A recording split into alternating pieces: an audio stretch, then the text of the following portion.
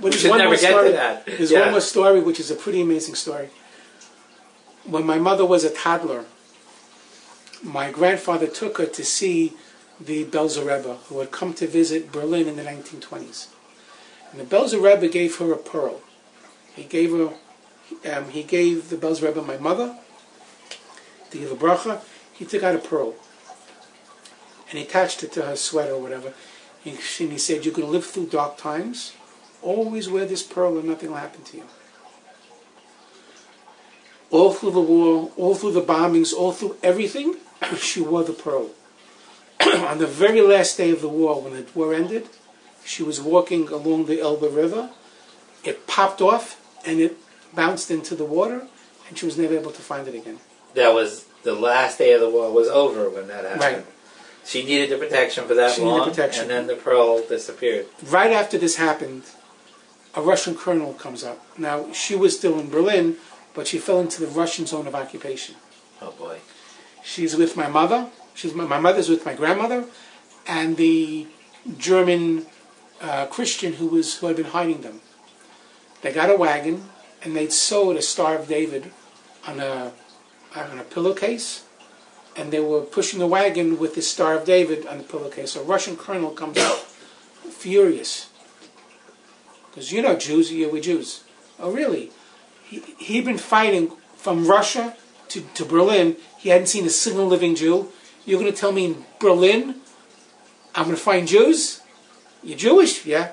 He took out his pistol. Well, if you're Jewish, then you speak Yiddish. In 1938, my grandfather had given instructions to my mother and his wife, stop speaking Yiddish, because it may come a time where you're going to get confused, and instead of speaking German, you're going to speak Yiddish. So just stop speaking Yiddish altogether. So they hadn't spoken Yiddish in 7 years, or close to 7 years, and they'd forgotten at that second some Yiddish. Answer it. And somehow my mother blurted something out, and you realize that they're Jews. And I said, "This is my Jewish name, and this is my Jewish name." When my mother pronounced that her name was Chana Gittel, he knew that was a giveaway. No German could say it. Right. So right away, he knew that she was Jewish. It was very emotional. He actually gave him food. He was happy to find a Jew. He was delirious. Yeah. Was he Jewish himself? He was a Jewish colonel. That's how he knew. Yeah. That's why he asked him to speak Yiddish.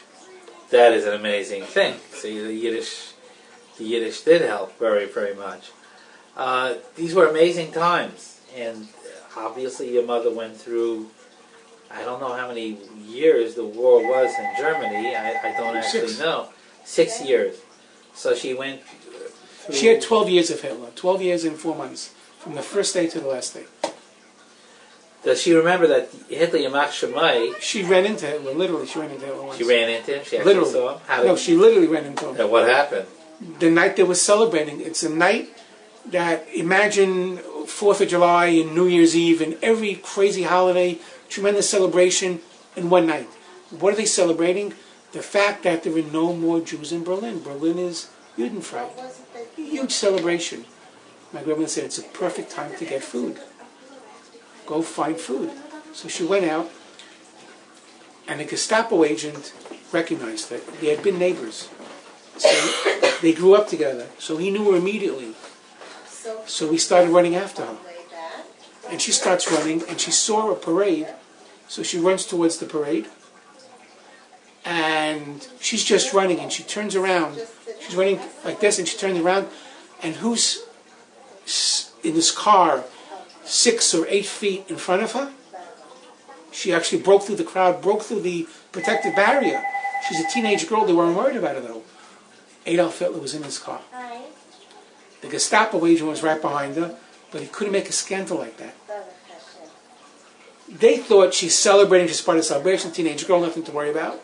He can't say she's a Jew because it would be a... That was not the time to say That was not to say Jew. They're all busy celebrating that we're finally free of Jews. And here's one right in front of you. This is Rabbi Shloim's little joke that on the night that he was celebrating no Jews, one ran right in front of his car. And there's a picture, there was actually a picture of her in the newspaper. Oh, the people she was hiding with saw the picture because they could get the newspaper. What were you thinking? Well, I wasn't thinking, I was running.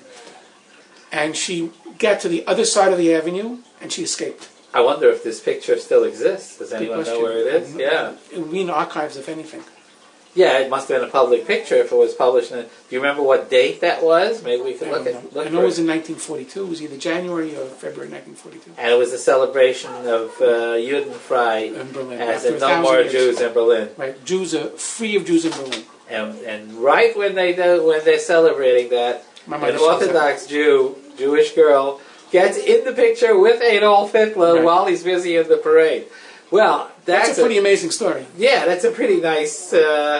That's a really interesting, ironic piece of history. Now, growing up, we're used to these stories, so we didn't even pay attention to them as children because they were the most natural things. Of course, two 500-pound bombs hit each other, explode right over your head. Hundreds of people are killed all around you, and you end up with a little splinter because you didn't have enough faith in God. What kind of crazy story is that? And she has a number of stories like this. It is a very important story for everyone to hear today. I think one of the things that we don't understand today, we get crazy if we don't have our steak 3 times a week, or if we have to eat chicken 1 time too many, we complain too much. And my mother-in-law, for instance, every Pesach she tells this story. And I'm sure that in your mother's history there must have been a similar story too. But how for Afikomen present during wartime, one of her sisters asked her mother for Afikomen present. This is today you're getting video games and consoles, and in the right families you're getting cars. But I wasn't one of that. Well, never in my family. Yeah, my family I was lucky to get a Lone Ranger. But in those days, what her sister asked for was an egg. That was her Afikomen present. That was a huge present in those years. Right, and she just wanted a hard-boiled egg. And when her parents gave her the Afikomen, a hard-boiled egg, they were 5 sisters altogether, and 4 of them looked on hungrily as she ate that egg all the way through. Wow! And can you imagine if we drop a dozen eggs right now? It doesn't mean a thing to us. But one lousy egg was a treasure. Right. Was Afikomen present. That was a treat that you couldn't imagine. And she still, my mother-in-law, still remembers the excitement of what it was to have an egg.